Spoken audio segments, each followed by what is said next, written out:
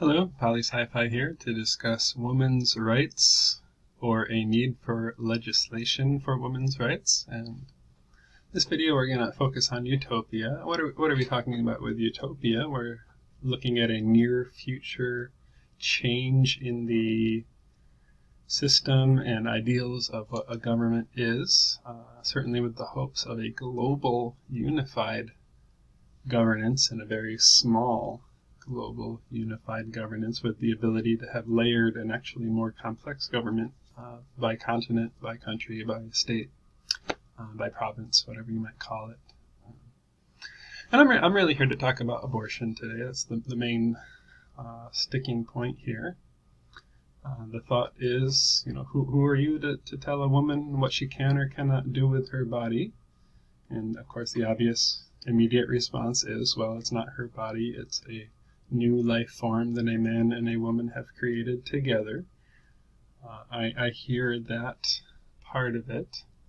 My aunt sent me a text a couple of days ago. She had some French bulldog puppies, and one of them was born without a butthole or something ridiculous like that, which I guess forms in the last 5 days of development, and the babies came 3 days early, so they decided, call it, and they just, killed it and threw it to the side, and that was a perfectly acceptable practice for breeding dogs, and that's a perfectly acceptable practice for breeding just about any animal. Okay, I get it. You're saying humans are the high life form, and you can do whatever you want with anything else, just don't mess with the humans.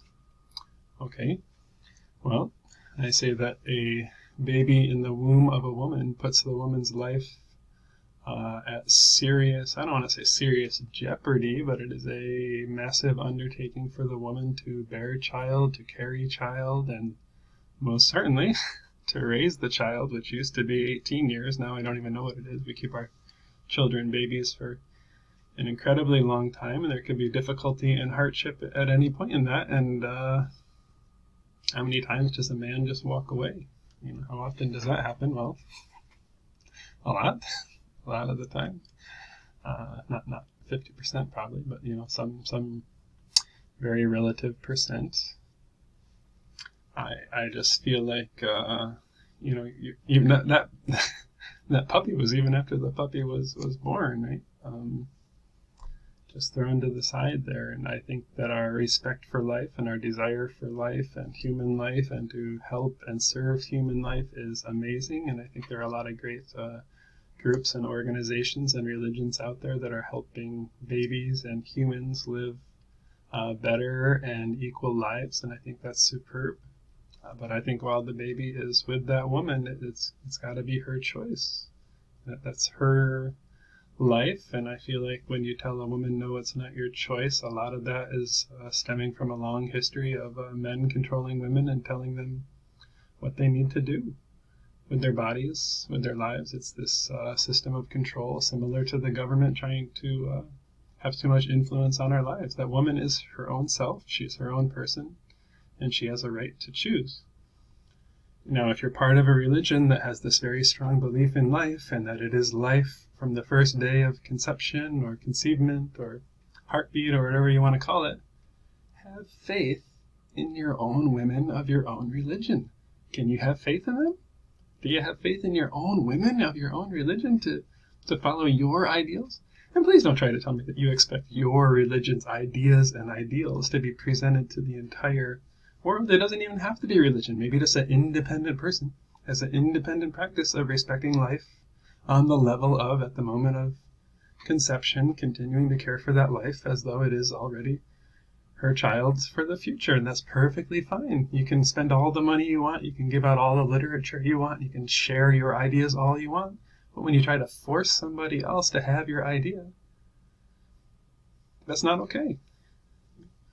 I understand the rift of saying it's murder and saying it's already child, and I feel those beliefs, I hear those beliefs, but it's the woman's life and it's the woman's future that is on the line. It's really not the man's. How about you and the woman have a relationship, a loving long-term relationship, and you have conversations about children and sex and what will happen before you have sex. How about that? If that's not something that's a common part of everyday society, which it's not, how can you have that belief? Then on the other side, saying that it's your religion's belief that is right because the pastors are saying it, and the pastors are one with God, these pastors that have done all kinds of heinous things, that's ridiculous. Or the other religions where they say there's God that tells them to destroy cities. I mean, most religions, right? I mean, I don't see how you can say that you're so better. Nobody's better. Right? This is about human dignity. This utopian way of living is about everybody is equal, and that scares a lot of people. Everybody's equal. Everybody has their rights. Everybody has their being. Now, whether or not I would disrupt, if a particular state or country wanted to say, hey, look, in our country, our belief system, we're not going to have that. And it passes by a 51% margin, and everybody's so happy because everybody really wants it. 51% margins are not huge. Even in states where there's 60% one party and 40% another, they say it's a huge margin. Everybody wants this. That's not true.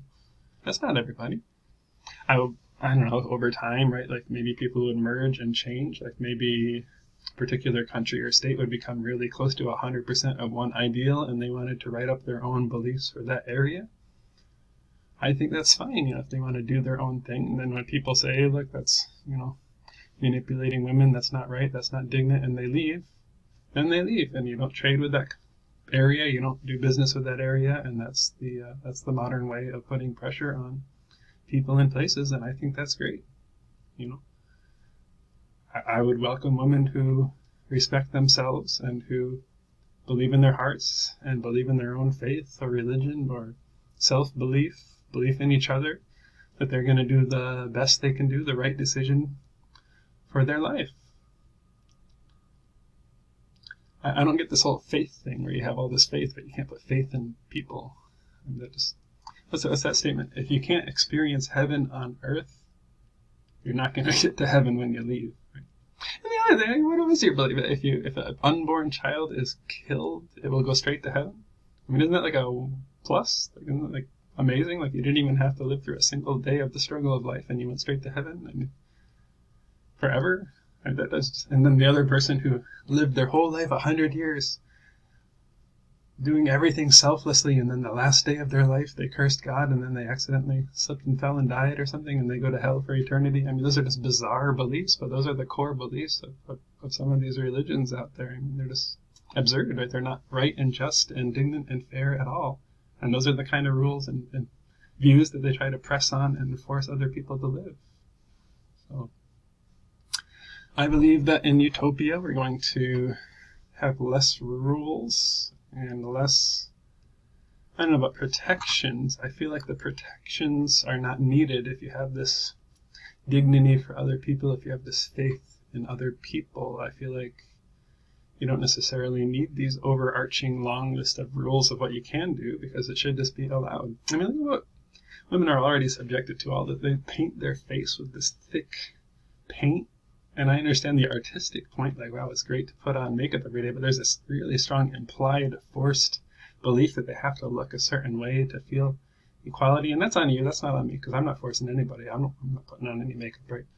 I'm cleaning up my room for you, right? But what is this strange, forced belief that you have to look a certain way, you have to sound humble or less than, or, and then all the plastic surgery, particularly in Korea where I used to live, I know a lot about that.